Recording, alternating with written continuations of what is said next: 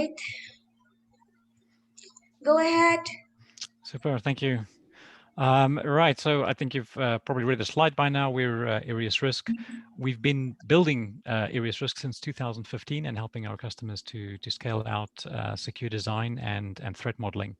I think the important message here is how we approach the solution of scaling threat modeling, which is that we want to make it easy for non-security experts, and that it must be integrated with the development process. So we don't just want to be a tool that gets you a report quickly. We want to be a tool that integrates properly with the rest of the development environment, and so that we can play nicely with the dev team. And so the threat modeling isn't a siloed organization or even a siloed activity within development. Right, so let me go on here. We are based on, well, I like to think of the way we approach threat modeling in the 4 steps that, you know, quite a few people mentioned. Adam Schersteig as well as a proponent of this. And I think the power of these 4 steps is that it's a really simple and understandable way to look at threat modeling. So the first step of what are we building, typically you would answer that by looking at design documentation of what is the system that's being built, using a DFD, using whiteboards, workshops, to essentially get to that answer. What is the description of the thing we're building? And the second step is then what can go wrong. And here, if you're doing a manual approach to threat modeling, this is where you essentially do need somebody with security expertise. You know, it's not enough to just tell engineering teams, just think like an attacker. Doing that requires some skill, which they previously had to acquire somehow, either through some training or through working in security. And the next step is, once you know what can go wrong, you need to know what are we going to do about it. So here, the security expert can point to standards of documentation, or potentially the dev and engineering teams could propose countermeasures or controls that they would want to put in place to mitigate the risk here. And finally, you want to know, did this all work out well? So you want to inspect these results, match them up with what is actually going on in the development process, and match them up with what is there in reality. You know, is this plan where we identified what could go wrong and we identified what we are going to do about it, how does that actually measure up to the reality? So the way we've implemented these 4 steps in Areas Risk is that for the first question, what are we building? We use an embedded draw.io instance to draw the diagram, and we use a questionnaire on each component to tease out information about those components. So what are the specific characteristics of each of those components? We use custom questionnaires for each component to do that. Once we have that, the Areas Risk system knows what are we building, and it can then automatically generate threats and countermeasures from a predefined library of risk patterns. So you'll be hearing this term quite often, risk pattern. And risk pattern for us is a group of threats and countermeasures that belong together for some reason. And that reason is something that you would decide. So for example, you could have a risk pattern that's associated with single factor authentication. And you would have a group of threats and a group of countermeasures that belong together because of the fact that you're doing single factor authentication against something.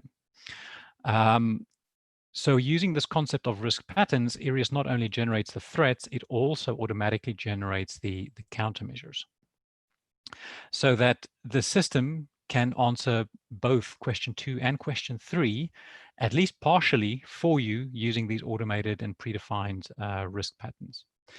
You'll see here is also plus manual, right? So using automation, we're never going to arrive at 100% complete threat model. And the degree of accuracy of this model is going to depend on the scope of these predefined patterns and how well these patterns match to the system that you're building. But I'll go into a bit more detail a bit later on that. And then the fourth one is actually quite interesting. Now, did we do a good job? Well, we can automate that to a large degree. If we can integrate with systems like Jira, Azure DevOps, Rally, essentially the work management tools for development, and if we could push controls and countermeasures to Jira, we would know what the state of those countermeasures are. So Irius, using a two-way sync, it can find out what is the state of this countermeasure that we had proposed in item 3. So in this way, we move away from this document-based approach where, here's your model, here's a document, now go and build that, to a more dynamic approach where we can automatically sync the status and we'll know what has been updated and what not. So let me stop this sharing here and start a new share over here.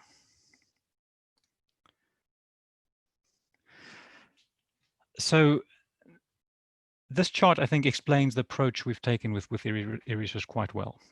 If the blue line represents the accuracy of our threat model, and on the y-axis we're measuring accuracy, the more accurate my model, the more it represents reality. And on the x-axis, we've got the resources required to get to that accuracy. So, and I think this is anecdotal and maybe gut feeling evidence, and also from actually doing threat models, that this is not a straight line, right? You can identify a lot of threats and countermeasures very easily at the start of any, even a manual threat modeling exercise. And then it starts becoming more difficult, right? As you're looking into more of the details of the system, as you're investing more time in doing so, you're going to get better results, but it's costing you more to do so. So our objective with Irius is to automate the easy stuff and at least make the hard stuff possible to do from a manual perspective. And as you can build out the Irius risk knowledge base and add more patterns and add more content to it, you can start shifting this line so that Irius can do more and more of the hard stuff as its knowledge base increases. But ultimately, what we want to do is we want to arrive at a threat model very quickly, very easily, where a non-security expert can do it and they still have a usable piece of output on their side. So I think the best way to see this is just to see it in action, and I'll show you what Irius risk looks like over here. We have a menu on the left-hand side. This shows us, dashboard, some administration section. Given the audience on this call, I also want to kind of dive into the how, right? How are we doing this? So I'll show you some of the guts of the system.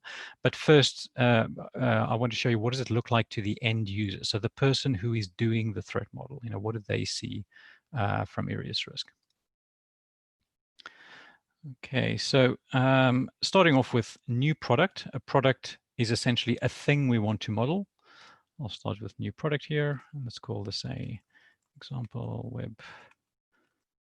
Let's call it the web app. And I can enter some metadata for this application. And actually in a default installation of Irius, you'll only see up into description. The additional fields here, business line, criticality, number of users, these are custom fields that I've added to this instance. And that's something that can be useful to you where you want to maybe capture some additional metadata that's going to inform the threat model. So here I've just created some example values. You'll also see that criticality is not editable. It's a field here that's non-editable by me as the user, because the admin of the system can create rules that will operate on these fields. So some rules will read some of the values and they can write to other values in the system. So I'm going to just click on create here, and we're going to get into the draw.io diagramming system. And this is 100% draw.io. It's also 100% embedded into Irius risk. So there is no data being transferred to draw.io servers. This is all embedded here within this Irius risk instance. So to start off with, I'm going to need to choose some trust zones. Let's say I choose a zone here, and I choose a public cloud zone here. And we've got predefined components that make our life easier. So I can say we've got an S3 bucket, which will already have some threats and countermeasures associated with just the fact that it's an S3 bucket. And if I go over to internet and drop a web UI, I've got two components in my model. And in fact, at any point, I can click on generate, update the model, and it will Irius will generate the model based on what it knows. So currently what it knows is that there's a web UI on the internet, there's an S3 bucket in the public cloud, and that's it. But even so, there are some inherent threats that are to those two components. So if I did go and generate it, and I would, for my S3 bucket, I have a threat, and we have recommended countermeasures to that threat. I have another sensitive data compromised by unauthorized access, and we have to that threat as well. And for web UI, we're going to have some threats included here that are inherent to the fact of using a web UI. So we've got cross-site scripting attacks, as a threat here, and countermeasures already listed over here. Okay, but ultimately, I'm going to want to provide a bit more detail than just what the components are. I'm also going to want to provide a data flow, and I use this using the normal way that Draw.io does this, where you can drag these arrows to create data flows. And I could also, by right-clicking on the flow, I can provide some metadata. So I could say this is backup data. I can tag it with any number of string tags. So I can invent my own tags. I don't have to use the pre-populated list of tags. So I can add some tags here. And I can also indicate what type of data is being transmitted. Customer data. And I'll click Save. So we've got a single data flow from the web UI to the S3 bucket. And by right-clicking on the component, I can now also provide more details about that specific component. So what I'm going to see here is a web UI. You'll also notice that at the bottom here in this analysis panel, it's telling me that a security policy has been applied. The ASVS level 1 is going to be applied to this component. Now, I know this is true because I created a custom rule that says for all internet-facing components, apply the ASVS standard. If I change the trust zone, if I put it somewhere else, that rule will no longer be true and it won't execute and I won't get the ASVS. If I put it back in the internet, that rule does execute and I do get the ASVS as a standard on this component. And just a note on this concept of applying a standard, when Irius applies a standard, it does not include the entire standard. It only flips existing countermeasures that are already in the model that belong to the ASVS from a recommended state to a required state. So the purpose of this is not to replace a 200-point checklist just by putting an automation system in front of it. What we want to do is we want to reduce that 200-point checklist. So Irius is using the answers that I'm going to provide in this questionnaire to determine which parts of the ASVS are relevant to this web UI.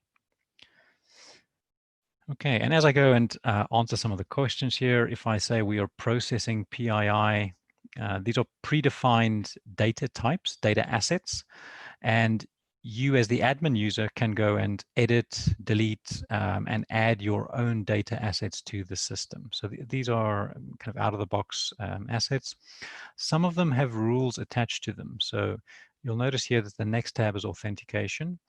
But if I choose PII data is processed, then a new tab appears around data privacy. And it's going to ask me some details about data privacy. Is this EU citizen data? I'll say yes. And then it's going to ask two mandatory questions. Does this data leave the EU? It does not. And does this component itself expose an interface that the user can interact with? In other words, is this web UI interacting with the end user? And in this case, yes, because it's a web UI. And the reason for these questions is similar to what we're doing with the ASVS. We're going to apply the GDPR as a standard, but at the same time, we don't want the whole GDPR. We only want the parts that are relevant to this web UI and to what the user intends to build with this web UI. So by answering these two questions, we know that there are some parts of the GDPR that are relevant and some parts that are not relevant. If it's not relevant, it doesn't appear in the threat model. And the rest of the questions follow a similar kind of principle, right? As we answer more questions about what we're doing on the web UI, Arius knows what which risk patterns apply and which to import into the model. I don't have to answer these, so at any point I can say, I don't know yet. I don't know what framework we're using. That's too early on. Just generate the model based on the information I have provided. I'll click on done. Let's update. And Arius will now import new threats and countermeasures into the model. So on the threats view, I will now have underneath my web UI component, I've got some threats like this one. I can see the threat. I can see we have no plan to mitigate this. It's an unmitigated threat.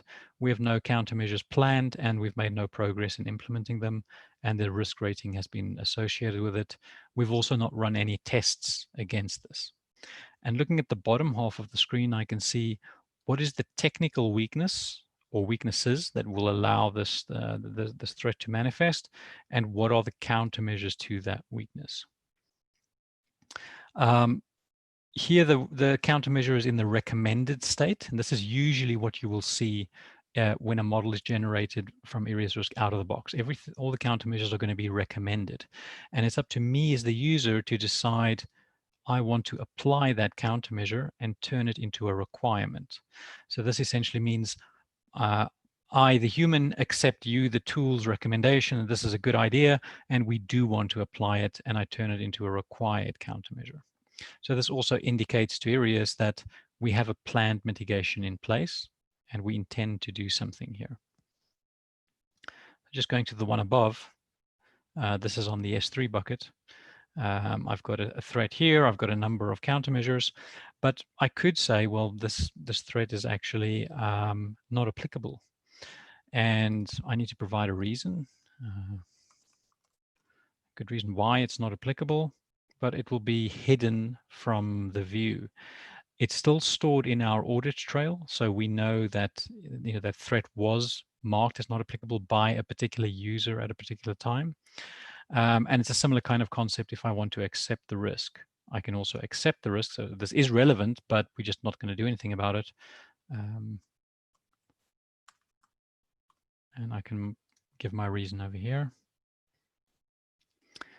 And so I can move through the rest of the threat model, and you'll notice that some of these threats, and these are all related to personal data,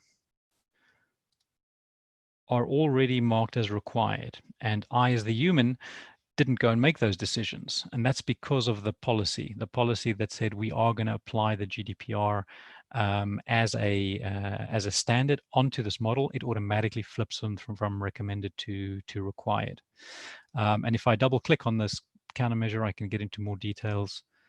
This is what it describes should be done.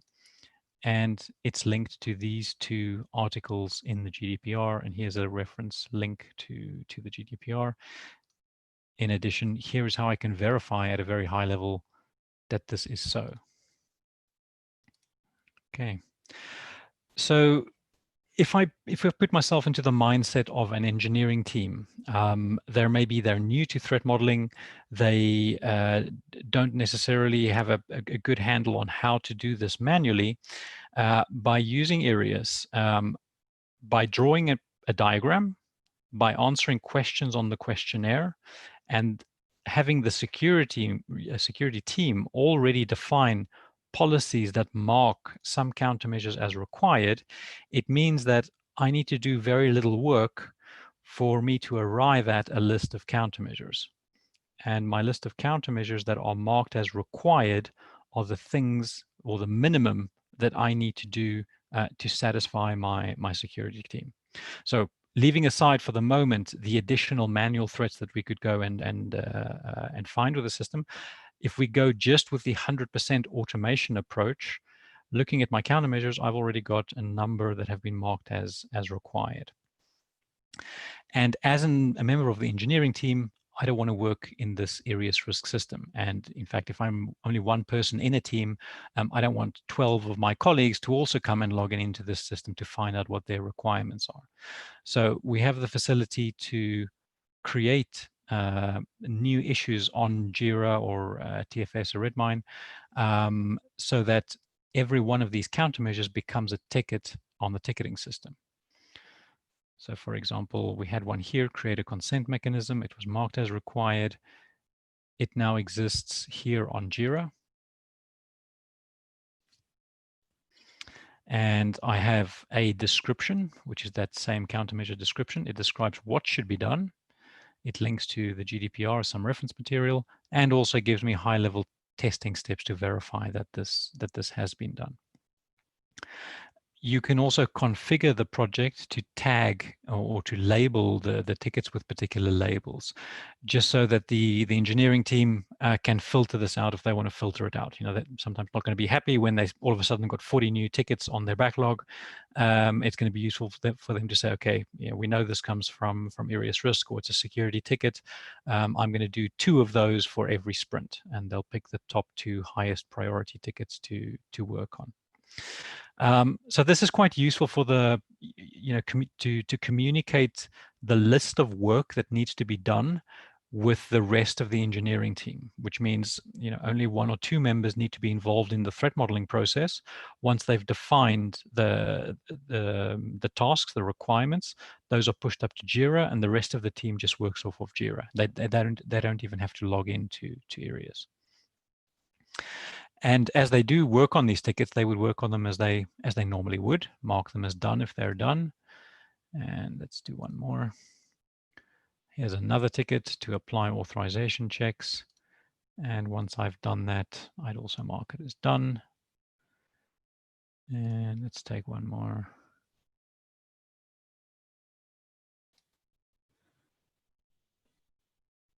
This is to implement sensitive validation logic. And the countermeasures are quite detailed. So because these are predefined threats and countermeasures, and because we know, or ARIAS knows when they apply in the model, they can be quite specific. So rather than being very generic of saying encrypt data, we can now say data is at rest, encrypted using these ciphers and using this technology, because we know you're encrypting it on S3, and S3 only offers these particular mechanisms of doing it. Right, so as the engineering team, I'd mark these tickets as done if they're done. And ARIAS will now do a 2-way sync. So every 5 minutes, it goes and consults Jira, and it asks, what is the latest state of these tickets? They're all currently marked as required in ARIAS. And if I can force that now so we don't wait around 5 minutes and update, we should now see an update in the status of these countermeasures. So this is implemented, and these 2 are implemented. So this is step 4 of the threat modeling steps, right? How are we, did we do a good job, right? Are we actually doing the things that we have planned? And I can see it here on the countermeasures view. I can also see it here on the threats view. So I can see, for example, over here, we have already mitigated 50% of the risk. We intend to do nothing for the remaining 50%.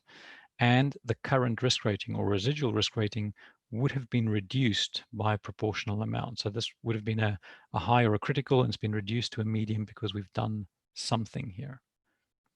And looking at the bottom half of the screen, I can see why it has arrived at this conclusion. It's because there are two countermeasures. This one is marked as implemented. This one is marked as recommended, meaning no one's going to do that until it's a requirement. It's just a wish. So if we did want to implement it, somebody needed to go and mark that as required. For some of the other threats here, I'm going to see we have mitigated all of the risk. Our countermeasures are complete, and the current risk rating has been reduced to very low because there was only one countermeasure and it has already been implemented. Okay. So this is going from a perspective of an engineering team trying to do as little as possible to arrive at some baseline, and so they can start doing work on that baseline. But of course, the really interesting threats are going to be found by the human, by somebody thinking about the problem. They're going to be thinking about this particular design, and what is this customer data going from here to here? How are we handling it? And what are we doing around that? So in that case, you can, of course, edit everything that is in this auto-generated diagram. The fact that the system pre-populates with some threats and countermeasures is just a way to get you started quickly. It doesn't mean that this is the final result. So you can say, in fact, in our web UI, there's a new use case. There's a new function we have. We're going to call it funds transfer that happens in our web UI. So I've got a new use case called funds transfer. And within funds transfer, I've got a new threat that I want to add called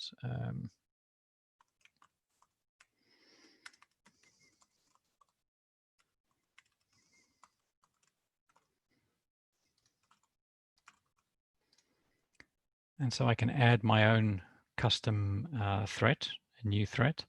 We do flag manually created threats as manually created. They don't differ any other way except for this flag.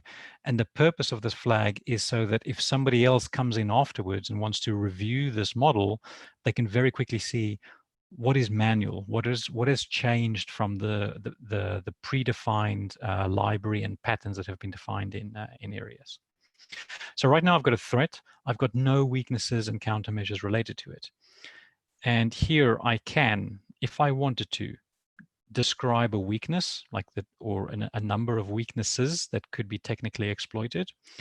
Or if I'm not really interested in that level of detail, I could just go directly to defining a new countermeasure.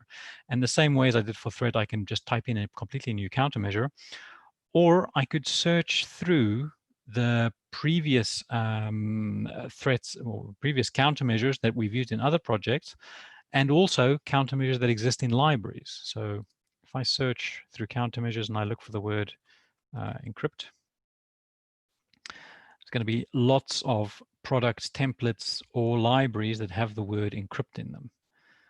So I can narrow this down and say I only want to search in libraries, and furthermore, I want to search in the IoT library. Okay, so now I've only got a few countermeasures, and let's say for argument's sake, this is the countermeasure I want to apply. So Iris will now copy it over from this library and put it into the model as a requirement. It's not on Jira yet. I can either do it from the countermeasures tab in batch and say everything that's a requirement, make sure I've got a ticket, or I can do it individually here and say, go and create a new issue. And we now have a new ticket that represents that countermeasure on Jira. Okay. And in a similar way, anything that is auto-generated can be edited, right? So I could say, this, let's look at, this thread over here. It has this countermeasure. I don't agree with this. This is wrong. I want to remove it from this thread, and I want to go and add a new one. Oops. Oh, sorry, I created a new ticket instead. I want to add a new countermeasure, and I can create a new countermeasure that's attached to this. I can also edit all of the fields of this countermeasure. So I can link it to standards. I can change the mitigation percentage, and I can also define how you would test it. Okay, so everything in the model is editable. You can change it. If you do make those kinds of changes, they are stored in our audit log. And for every threat and for every countermeasure, we have a well, field by field tracking of every change that has been made to a particular threat or a particular countermeasure. So I can see here that at this point, this date and time, this user mitigated this threat. And we've got full traceability, particularly if you're in a regulated industry and you need to show this to the regulators that you had a plan, but also that this plan has been implemented, or at least that the development team is working on this plan.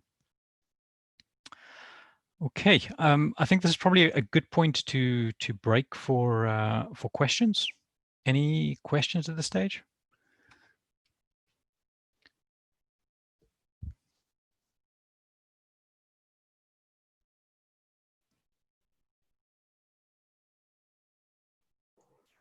Looks like no questions so far. Okay. Okay, so I'll continue. There are two areas I want to show you as well. So the first is, how do we get more detail on that question number 4? Did we do a good job? Currently, Arius is using the JIRA ticket status as the source of truth. So we've said this consent mechanism has been implemented because this ticket on JIRA has been marked as done. Therefore, we have mitigated all of the risk, and therefore our current risk or residual risk is very low. But we can also go and test this. So, this may not be true. A developer might believe that they've implemented, but there's an error in the implementation, or this countermeasure doesn't completely mitigate this weakness, and there's an error in our model. So we can do two types of tests. We can either go and verify the presence of this countermeasure, or we can verify the presence of a weakness. In other words, if we found a vulnerability. And this really depends on what is the type of testing that happens further down the pipeline. What happens after your threat model?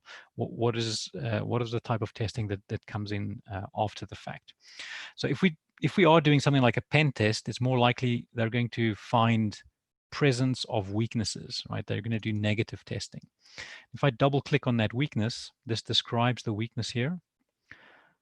And on the test, we can record test results. So I can say this test has failed.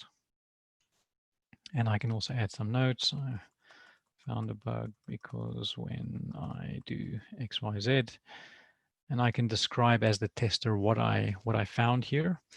I've done this manually.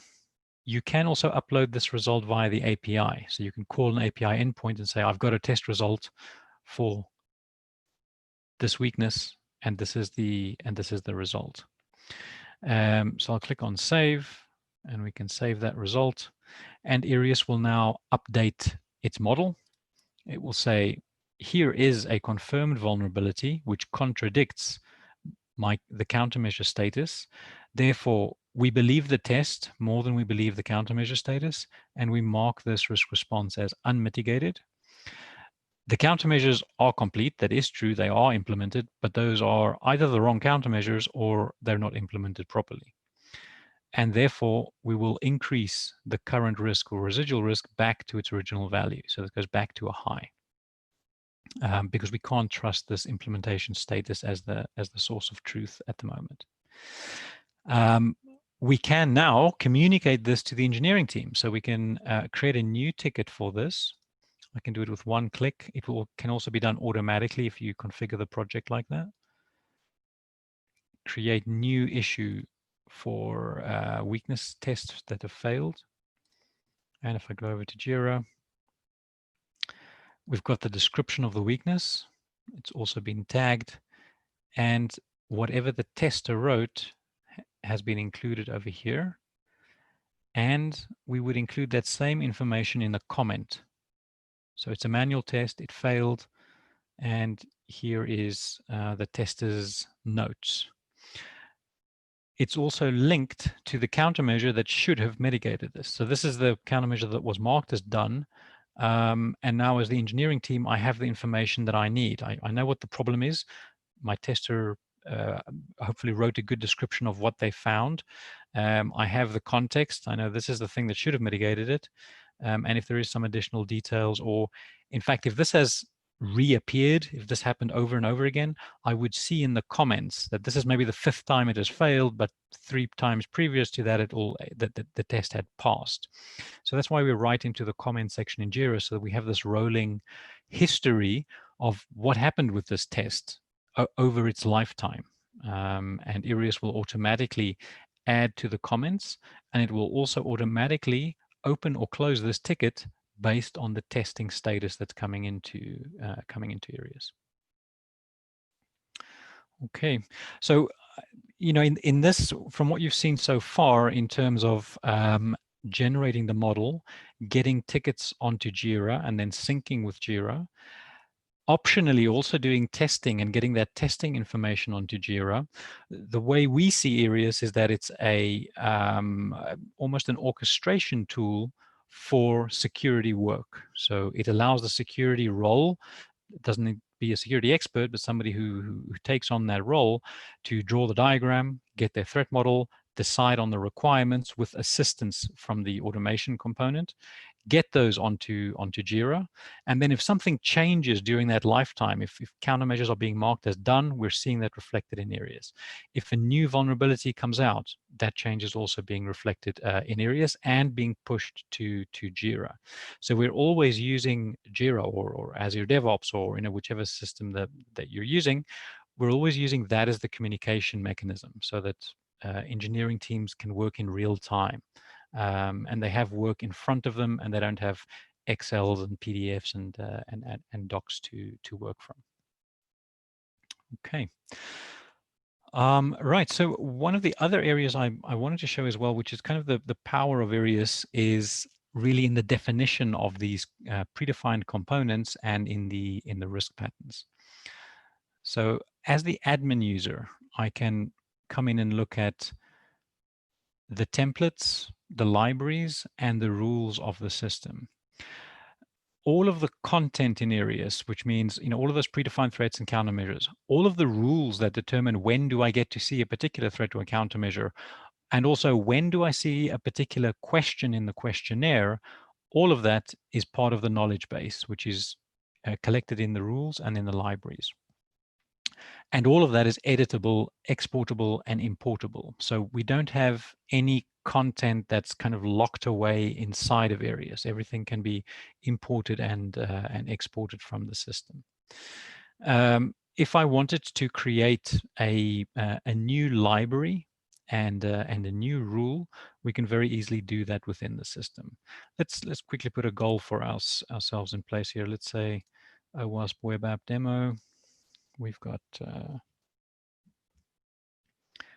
this case, and let's say I want to create a rule that says if there's a data flow from the internet into a trusted partner and it contains the tag backup, then I want a particular threat and countermeasure in my model. Right? So you can create that rule and you can create those threats and countermeasures within areas. Let's first go and create the threat and countermeasure. To do that, I need to put it into a library. So I can add it to the existing libraries, or since there's no limit on the libraries, I can just add new libraries. Let's call this Trusted Partner Data Flows. A library can contain risk patterns. This one currently has nothing. It's just been created. So let's go and create a new pattern. Let's call it backup data going to partner. Use case is data transfer. And the name is, my special data transfer threat. I've created a single threat attached to this risk pattern, and I need to attach at least a countermeasure. So I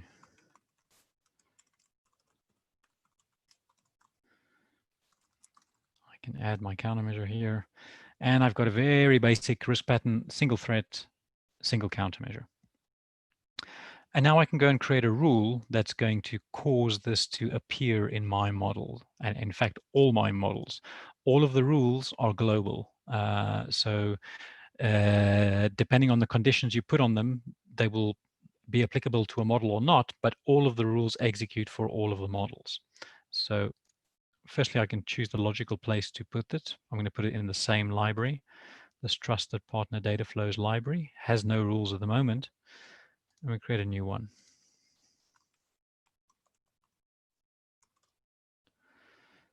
So the condition for this rule, firstly, this rule is not a component rule, it's a data flow rule. The condition is that the destination trust zone is trusted partner. Another condition is that the origin trust zone must be internet. And another condition is that the data flow contains the tag backup. Okay. And if all three of these conditions are met, then I want to take the action of importing a risk pattern into either the destination component or into the origin component. So the threats and countermeasures are linked to the data flow, but ultimately they must belong to a component. And because the Jira ticketing or the ticketing systems are configured per component, you'd really choose this depending on who needs to do the work, right? If this countermeasure is going to be implemented by the destination, then the threat should go to the destination because it's that team that needs to do the work to mitigate it. So I'll choose destination. The library here that we're going to choose is the library that we've just created, Trusted Partner Data Flows, and it only has one pattern in it. So that's the one we're going to use. And click Save. Right, so our rule is now active within the system. If I wanted to retroactively apply it to all of the models that I have, I can use this button. And if these conditions are met, it will import this pattern into the destination. Since I don't think any of these are actually true now, I can also do it in real time, and this is going to affect my model in real time. If I go over to my architecture and say I've got a new data flow from internet. Oh, I need to first put something in the trusted compartment, trusted partner. It doesn't matter what it is. That's not the condition. The condition is just that it's going to the zone. So it's going to that zone. And if I edit the metadata, the tag needs to be backup. And that was it. Save. Execute. And if I look at my threats, these should be attached to the destination, so to the Java applet. If I go to my Java applet, I have a new use case called data transfer. It's linked to a data flow, and the threat is my special data transfer threat, and the countermeasure is do something to mitigate this. All right. So this will now appear in any component where those three conditions are true. So the rule system is actually a very powerful way for you to define when do you see certain threats and certain countermeasures in the threat model. It's quite powerful, but it can also become complex to deal with. You know, this is one rule. Imagine if you had hundreds of rules. So there's an easier way to get static threats and countermeasures or static risk patterns associated with components, and that's by using component definitions. So imagine that this very same pattern, which consists of the use case data transfer, my special threat, and do something to mitigate this. Imagine that this pattern applied to a specific component, but always that component. So in that case, I could go to my component definitions and I could create a new definition. Let's call this the OWASP magic component. I can describe it. I can also put it into a category. Let's put it into the OWASP category. And now I can define which risk patterns should be associated with it statically, regardless of the data flows, regardless of what I answer on the questionnaire for this component. Just the fact that this component exists, it must get some threats and countermeasures. So I'll choose the library. And I've now attached this particular pattern to the component. I can also attach multiple. So I can go and say, well, actually, I know that this OWASP magic component also has some similarities to Azure SQL. So I'm going to use that pattern as well. And I'm going to get a combination of these two patterns on my new component. I'll click Save. And now going over to my OWASP example app, I can say go and add a new component. On the left-hand side here, I'm going to see a new category, areas OWASP, and a new component. Drop that on here. No data flows, no additional details attached to it. Generate model. And if I go and look at the threads attached to this OWASP magic component, it's going to have some related to Azure, and one of them is our particular risk pattern that we chose to import here. Okay, so I've touched on a bit on the rules and the libraries. The rules can be, I think, I could talk for the next half hour on the rules. One of the things I wanted to mention is that we use the JBoss D rules engine as the actual rules engine, which means that every rule that you create using that graphical editor is ultimately translated into a Java D rules rule. And if you wanted to, if this editor doesn't give you the flexibility you need, you can drop down into this level of detail and this level of customization over the system so that you can define exactly the set of conditions that you want to see when you generate your model. Okay, any questions?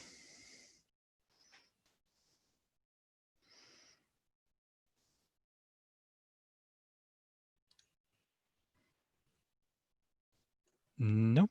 Nope, it seems we're all stunned into silence by you, Remo. Don't know if that's good or bad.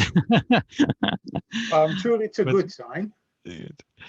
Excellent. So, well, I think one important thing to mention is that we do have so Wierckx is a commercial product.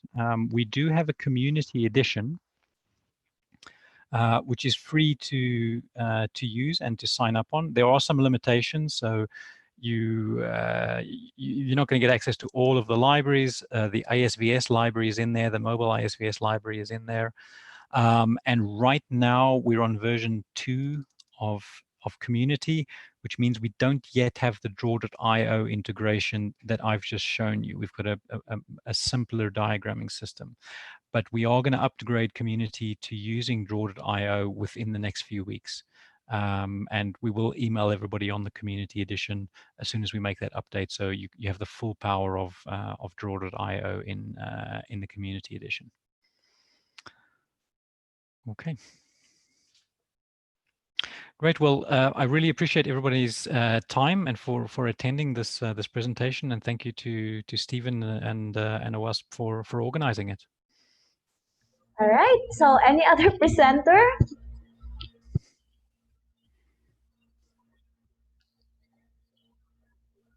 All right. So, hello, Stephen. Yes, I think we have 6 more minutes in case there are some questions. Yes. Any questions? And then after that, we're going to make a debrief. Okay? Okay. All right. Okay. So, any questions from our attendees?